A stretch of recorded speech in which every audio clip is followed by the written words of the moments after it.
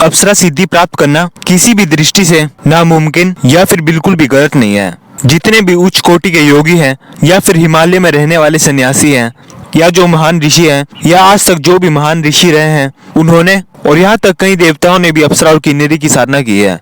वैसे तो 108 अप्सराएं हैं, लेकिन उन सभी की विधि निकाल पाना बहुत ही कठिन कार्य है। आपको कई प्राचीन ग्रंथों में कई अप्सराओं की साधनाएं मिल जाएगी, लेकिन उनमें से कुछ गिनी चुनी ऐसी अप्सराएं हैं जिनको अनेक से साधकों ने सिद्ध भी किया है और उनका अपने जीवन में लाभ भी उठाया है। आज मैं आपको जिस अप्सरा साधना के बारे में बता रहा हूँ, यह सुरती प्रिया वर्ग की अप्सरा साधना है। इस साधना को ढूंढ पाना हमारे गुरुदेव के लिए बहुत ही ज्यादा मुश्किल था, लेकिन एक बार गुरुजी शिमला गए और वहां पर एक चेल नाम का स्थान है, और शिमला तो आप सभी को पता ही है कि यह प्रकृति की दृष्टि से अत्यंत सुंदर स्थान है।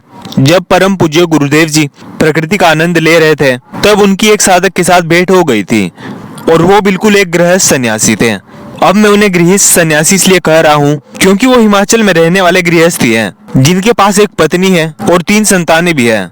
लेकिन यदि मूल रूप से देखा जाए तो वे सन्यासी है। उनका सारा जीवन तांत्रिक साधनाओं में ही व्यतीत हुआ और तंत्र के क्षेत्र में वो एक अद्वितीय सिद्ध योगी है।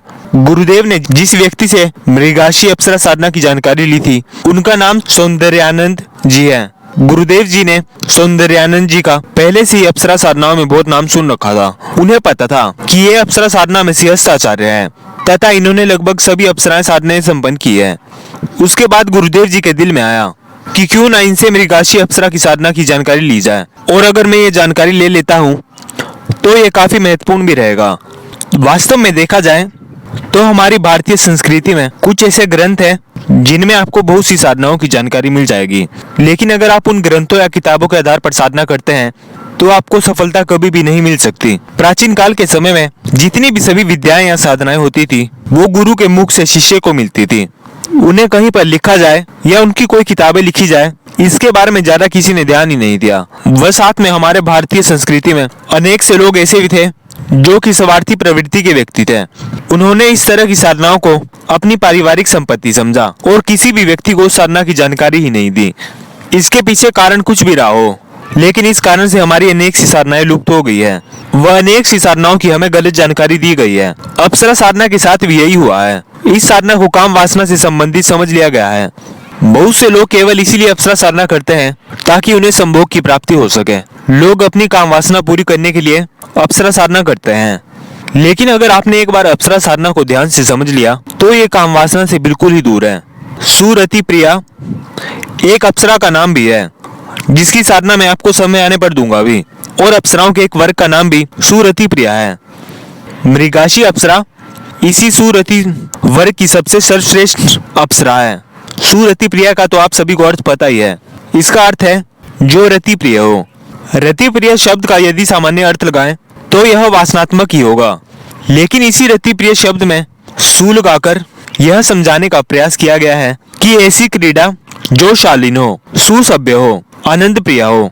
यानी कि मृगाशी एक ऐसी अप्सरा है जो कि बहुत ज्यादा शांत और सौम्य स्वभाव की अप्सरा है। ये अप्सरा बहुत मधुर स्वर में और बहुत मधुर मधुर बातें करती है।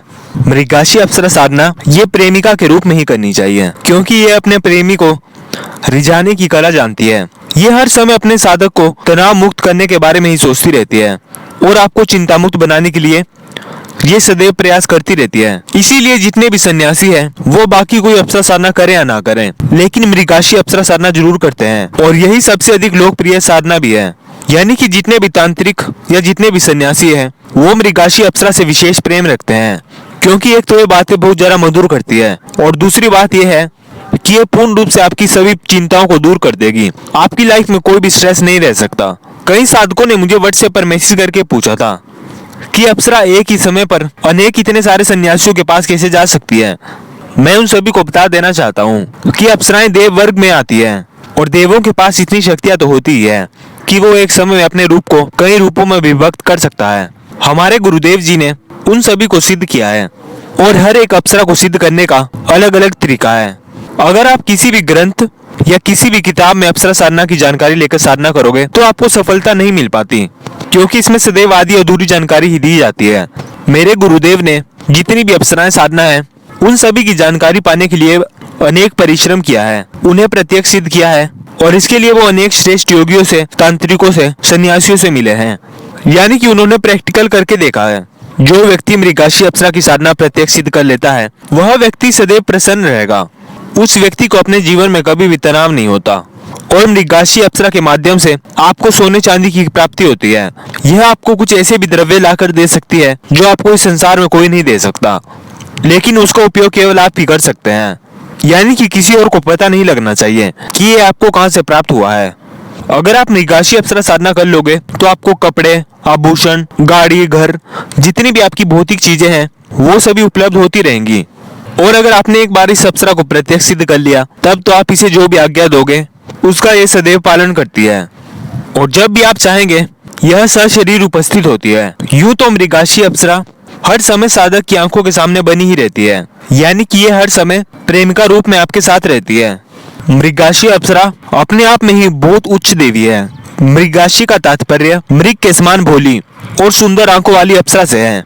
यानी कि जितना प्यारा एक मृग लगता है और जितनी प्यारी उसकी मासूम आंखें लगती है, उतनी ही सुंदर, उतनी ही आकर्षक और उतनी ही मनोहर और उतनी ही पूर्ण रूप से जवान और सदैव प्रसन्न रहने वाली अप्सरा मृगाशी है। ये सदैव आपके अच्छे के बारे में ही सोचती रहती है और इनके शरीर से हमेशा एक अलग ही प्रकार की गंध प्रवाहित होती रहती है जो कि आपको इनके सिद्ध होने के बाद जीवन भर सदैव आती रहेगी। ये हल्की हल्की सी खुशबू दिल को प्रसन्न कर देती है। जो मैं आपको मृगाशी अप्सरा साधना बता रहा हूँ ये एक तांत्रिक साधना है, यानी कि इसमें आपको सिद्धि मिलेगी ही मिलेगी। आप ये साधना किसी भी शुक्रवार के दिन से कर सकते हैं और आपको इस साधना में बैठने के लिए ऐसे कपड़े पहनने होंगे जिसमें आप सुंदर दिखते हैं। इसमें आप किसी भी प्रकार के कपड़े पहन सकते हैं जो सुंदर हो, आकर्षक हो, मनमोहक हो। साथ ही में आपको अपने कपड़ों पर गुलाब का इत्र लगाना है और कान में भी गुलाब के इत्र का फोहा लगा देना है। यानी कि आपको शरीर और कान पर इत्र का छिड़काव करना है। फिर आप अपने सामने गुलाब की 2 मालाएं रखें और एक गुलाब की माला साधना करने के पहले ही पहन लें। फिर आपको अपने सामने एक लकड़ी की चौकी रख देनी है और उसके ऊपर पीला या गुलाबी कलर का कपड़ा बिछा देना है। साथ ही में आपको चौकी के ऊपर एक थाली रखनी है। ये थाली लोहे या स्टील की नहीं होनी चाहिए, इस बात का आप ध्यान रखें। फिर आपको इस थाली में पहले से ही सिद्ध किया मंत्र सिद्ध और प्राण प्रतिष्ठित मृगाशी अप्सरा का यंत्र स्थापित कर देना है। अगर आपके पास ताम्र पत्र वाला अप्सरा यंत्र है तब आपको इसके चारों कोनों पर 4 बिंदियां लगानी है और अगर आपके पास तावीज आकार वाला यंत्र है उसमें भी आपको छोटी छोटी 4 बिंदियां लगा लेनी है। यानी कि इस साधना को करने के लिए आपके पास मंत्र सिद्ध और प्राण प्रतिष्ठित मृगाशी अप्सरा यंत्र, एक अप्सरा माला और एक रक्षा माला होनी चाहिए और साथ ही में एक सम्मोहन गुटिका भी होनी चाहिए। यानी कि ज्यादा नहीं, बस 4 चीजों की जरूरत है। जो आप थाली में यंत्र स्थापित करें उसके चारों कोनों में आपको 4 घी के दीपक भी लगाने हैं। यानी कि यंत्र के चारों ओर दीपक होने चाहिए, कुल मिलाकर 4 दीपक। और फिर आपको थाली के सामने 5वां एक बड़ा सा दीपक लगाना है और ये घी का दीपक होना चाहिए। और जितने भी आपने 5 दीपक जलाए हैं इन सभी में आपको गुलाब के इत्र का छिड़काव कर देना है। वह साथ ही में अगरबत्ती को जला लेना है। वह मृगाशी अप्सरा की साधना करने के लिए आपके पास 21 गुलाब होने चाहिए और आपको 21 गुलाब चढ़ाते हुए एक मंत्र 21 बार पढ़ना है। मंत्र मैं आपको पढ़कर भी सुना देता हूँ। ओम मृगाशी अप्सराय वश्यम कुरु कुरु फट। ये मंत्र आपको 21 बार पढ़ना है और यंत्र पर आपको 21 फूल चढ़ा देने हैं। उन फूलों को आप चढ़ाने के बाद साइड में कहीं पर भी थाली में या वहीं पर जहाँ पर आप पूजा कर रहे हैं वहीं पर रख सकते हैं। जब आप इतना सब कार्य कर लें तब आपको इसके बाद सबसे पहले गणेश जी का पूजन करना है। आपके सामने गणेश भगवान जी की तस्वीर लगी हुई होनी चाहिए। आप गणेश जी की तस्वीर को तिलक लगा सकते हैं, प्रसाद चढ़ा सकते हैं या उन्हें धूप दीप दिखा सकते हैं और जिस तरह से भी आपका पूजन करने का दिल करे उस तरह से आप गणेश भगवान का पूजन कर सकते हैं। लेकिन आपको पूजन जरूर करना है और आपको कम से कम एक माला ओम श्री गणेशाय नमः इस मंत्र का जाप तो करना ही है। जब आप गणेश भगवान का कम से कम एक माला मंत्र जाप कर लें तब आपको गणेश भगवान के सामने हाथ जोड़कर प्रार्थना करनी है कि हे प्रभु मुझे इस साधना में सिद्धि प्रदान करें। अगर गणेश भगवान का आप अच्छे से पूजन करते हैं और अगर वो आपके ऊपर प्रसन्न हो गए तब आपके लिए अप्सरा साधना करना बहुत ही ज्यादा आसान हो जाएगा। गणेश जी से आशीर्वाद लेने के बाद आपको अपने गुरुदेव का उसी प्रकार से पूजन करना है जैसा कि आपने गणेश जी का किया था। आपके जो भी गुरुदेव हैं वो भगवान शिव भी हो सकते हैं, नारायण दत्त श्रीमाली जी भी हो सकते हैं या जो भी आपके गुरुदेव हैं आप उनकी तस्वीर सामने रखें और उस तस्वीर पर फूल चढ़ाएं, प्रसाद चढ़ाएं, तिलक लगाएं व धूप और दीप गुरुदेव जी को दिखाएं। आपके जो भी गुरुदेव हैं उनके चरणों की कृपा अगर आपको प्राप्त हो गई तब आपको हर साधना में सिद्धि मिल ही जाती है। और आपके पास जो भी गुरु मंत्र है आप उसका जाप कर सकते हैं।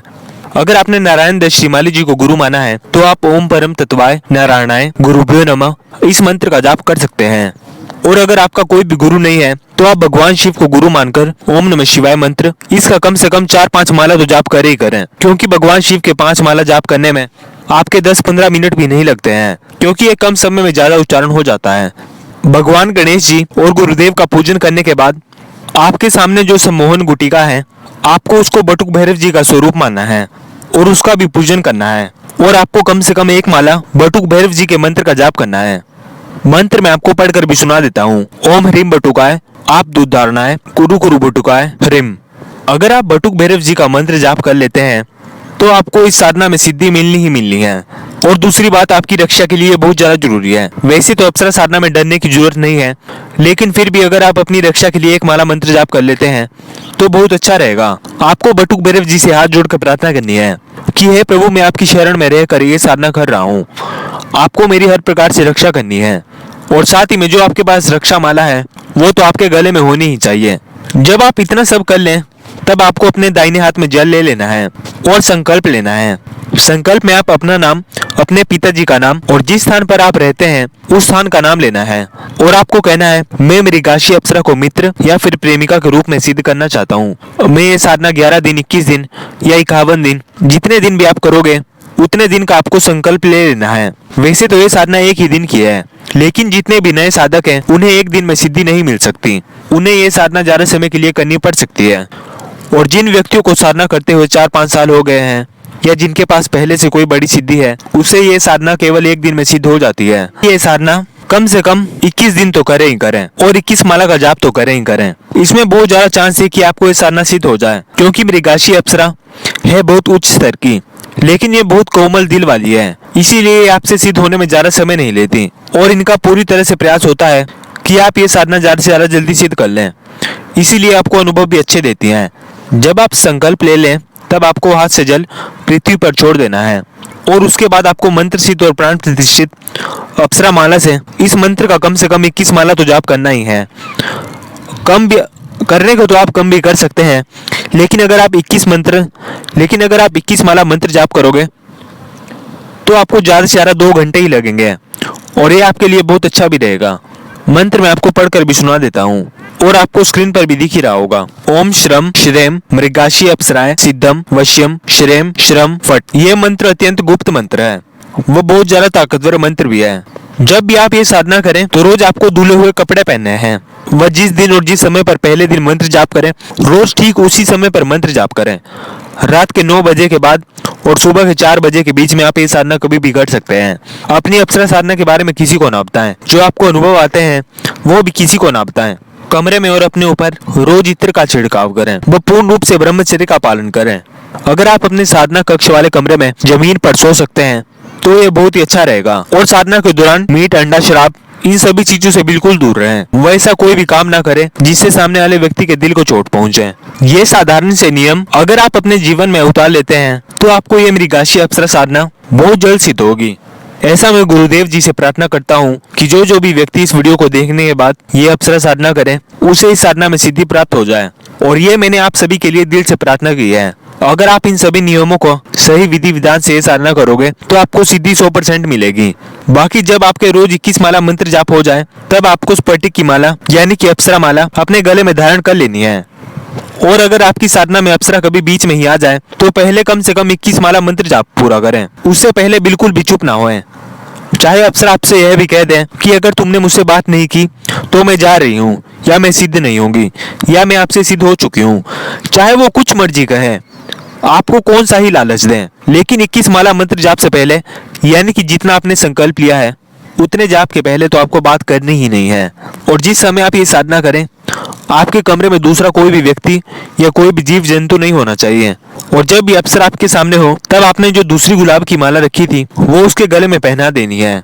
और आपको उनके हाथ को अपने हाथ के ऊपर रखकर वचन लेना है कि आप जीवन भर मेरे वश में रहेंगी। और जब भी मैं आपके मंत्र का 11 बार उच्चारण करूंगा तब आप उसी समय उपस्थित होंगी तथा जो भी मैं आपको आज्ञा दूंगा उसका आप सदैव पालन करेंगी। जैसे ही वो आपको वचन दे देगी तब आप अपनी ये साधना सिद्ध समझें। और जिस दिन आपको कोई भी अप्सरा साधना सिद्ध हो गई उसी दिन से आप ये समझ लीजिए कि आपका जीवन सफल हो गया है, आपके जीवन में कोई कमी ही नहीं रह गई है। साधना सिद्ध होने के बाद आप केवल अपने गुरु या फिर मार्गदर्शक को बता सकते हैं, उसके अलावा किसी को भी ये साधना बताने की कोशिश ना करें। इस वीडियो के लिए इतना ही। अगर आपको वीडियो अच्छी लगी है तो आप वीडियो को लाइक कर सकते हैं, और अगर आप चाहते हैं मैं आपको सभी अप्सरा साधनाओं की जानकारी दूं तो आप चैनल को सब्सक्राइब भी कर सकते हैं, क्योंकि मैं बहुत जल्द बहुत सी अप्सराओं की साधनाएं लेकर आने वाला हूं। और अगर आपने चैनल को सब्सक्राइब किया होगा तो वो सभी वीडियोस आपके पास पहुंच जाएगी। बाकी सब कुछ आपकी इच्छा के ऊपर निर्भर करता है। अभी के लिए आप सभी मेरे साथ कहिए, ओम नमः शिवाय।